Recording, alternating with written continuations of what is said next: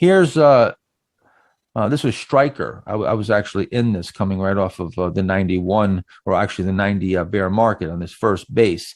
Now, if you see here, this is a climax run. And when you're late stage, and a climax run is a fast run up that accelerates at a faster rate of advance. And as Dave said, 30% minimum in, just 3, 4, 5 weeks. I've seen them 80%, 100%, some even bigger than that. So this really quick run up, in this case, it was 65% in 11 weeks. But you see, it came from a late stage 1, 2, 3, 4, 5, and then it ran up at an accelerated rate of advance. And you can't sustain that. Once you have that big move, now it's really obvious, and now you're probably pushing your valuations now because the price has really outrun the earnings. Now some of these can reset. You see here, Stryker went into this stage 3, stage 4, we're pretty much right into stage 4, then right back into stage 1, and then reset right here back into stage 2, and you got yourself a little VCP, and now the whole thing starts all over again, and now you're in a new first base in a new stage 2 uptrend, and you can start counting all over again. Now here's the key. More importantly for trying to figure out where the stock's topping, because I'm going to get stopped out. I mean, I'm going to set my stop and I'm going to get stopped out. I'm never getting caught in a stock that tops and I'm going to get caught in a big decline, because I'm going to get knocked out with my stop. But what I'm trying to figure out is, are we in a breakaway move? When we get that initial thrust, or are we in an exhaustion move? Are we near the end? And what you're going to find is that some of these techniques that we're going to show you right now, basically you're looking at the exact same thing. And in one respect, and Dave, I want you to talk about this, as far as we talked about the MVP characteristics, if you will, where you have 12 out of, say, 15 days up on expanding volume, is a great sign from breaking out of a base, especially if it's a first stage base, but in a stage 2 uptrend. But now, Dave, you're now extended and you're on base 5, 6, and the stock's made a huge move, and now you get that type of move. Now that's actually a negative, right? Yeah, and so the stock has very, very similar characteristics when it's coming out of that breakout phase versus as compared to the exhaustion. You get a big increase in volume many times. You get 12 out of 15 days up, and you get a 25 or 30% plus move. And the whole key is, where has the stock been for the last year? If it's been going sideways for the last year, then that's probably the beginning of a move, because that shows you big institutions getting into a stock. But if that's happening at the end of the move, that is usually a sign of the public getting in very, very late, and people have been watching it for months and months and months, and they just can't take it anymore, and they're all just rushing in to buy it. But that's usually at the end of the move, because the stock's already up 2 or 3 times in the last year. So always keep in mind, where have you been for the last year? And that will give you an idea if it's either the start of the move or the end of the move. And you're going to use how far you've moved in the last year, how many bases. You can look at the PE, see if you've gotten that PE expansion, and then take a look if you got that accelerated rate of advance. Now, keep that in mind about what Dave just said about, as far as the same exact the same exact conditions in the beginning of a move versus in the later stage of a move. It's the same conditions, but they have the exact opposite meaning, because I'm going to show you a few other things that are exact same concept, where we're going to be looking for the same exact things that we were looking at when we were looking for confirmations. Remember confirmations, you want to see 7 out of 8 days up. Okay, keep that in mind, because we're going to talk about that in just 1 second, and how it turns into being a negative thing. Yeah, and I just add that this doesn't always happen when stocks top. Sometimes stocks make really nice moves. They don't have anything climactic, and then they start breaking moving averages up. So there's a number of ways of determining that a stock is being made, a top is being made in a stock. So It's either a climax top, which is occasionally, or it's something that just runs out of gas and rolls over. Right. And in the case of Taser, again, if I had, just looked at the stock and not really know what knew what I was looking at as far as the chart was concerned, and that it was not a late stage move, even though it had gone up 12-fold. When I was buying it, the stock had already been up 12-fold, and that's a huge move, but it was a long period of dormancy, and it came out really strong. It was a power play. It was a great situation that was still very early, and then it had the acceleration move, and then it had the climax move. You'll get that a lot of times where you'll get the first acceleration when you get like a power play and something that's really strong.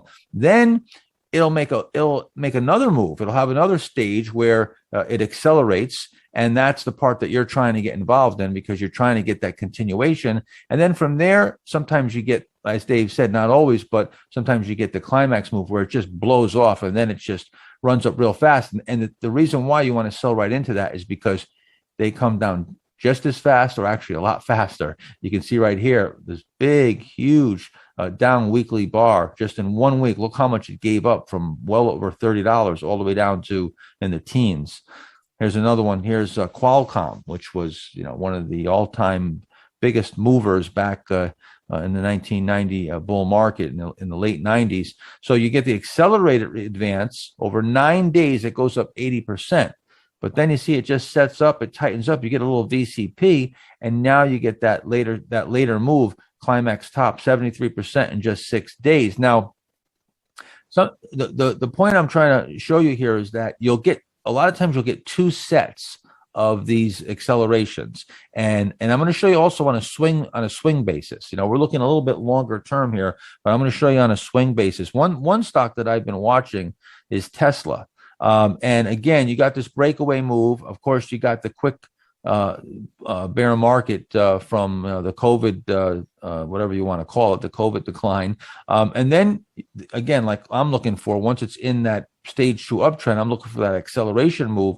And then you got a climax move here where the stock went from, I don't know, what's it, about 450 or so to almost $1,000, $900 in just 1, 2, 3, 4, 5, 6, looks like maybe 10 weeks or so. So that's a little climax move. Now, recently, Tesla's been coming out of a base again, and it still looks good. I mean, it built another base here, but you're starting to look where now you're coming back to the long-term moving averages. They're starting to flatten out.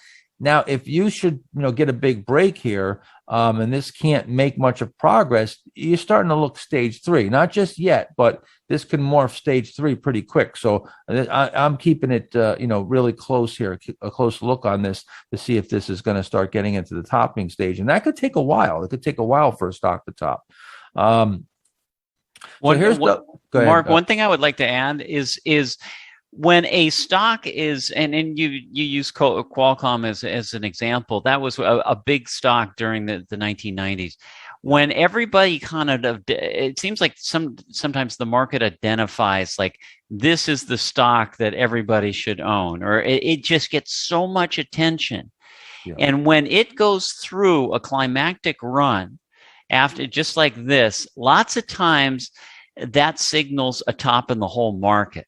So you just keep that in the back of your mind when there's one stock that everybody seems to be talking about, everybody's focusing on it. It's had a big move, and then it goes into a climax. When that's over, lots of time that corresponds. And you can see Qualcomm did do that right as the market was topping on the NASDAQ. And then it was down, the whole market was down 50% from that till 2003. So it's just something to keep in mind when they kind of anoint this one stock king of the market. When the king is ousted, then it's over for the market. And even a handful, you could have a handful of them, right? You could have a few. You don't get that many climactic moves. I mean, maybe when there's, and the 2000 was that when you had a lot of stocks having these just gigantic moves. But when you start seeing that happen in a number of stocks, that also might give you a clue that, hey, this could be the end of this bull market that's existed for a few years. And I think the canaries in the coal mine, as far as what David's talking about here, would, but without a doubt, be Apple, Amazon, Google, maybe Netflix, and Tesla. The FANG stocks, of course, and the sort of extended family of the FANG stocks. Those are definitely sort of the nifty 50 type names of the current bull market. And and as Dave's saying, once they top, and I know nobody believes that those stocks are ever going to top and go down much, but I assure you they will. And that will probably be the end of the secular bull market. But it could happen months and months and months ahead of time. Sometimes they top a good distance or a good time period before the actual market tops.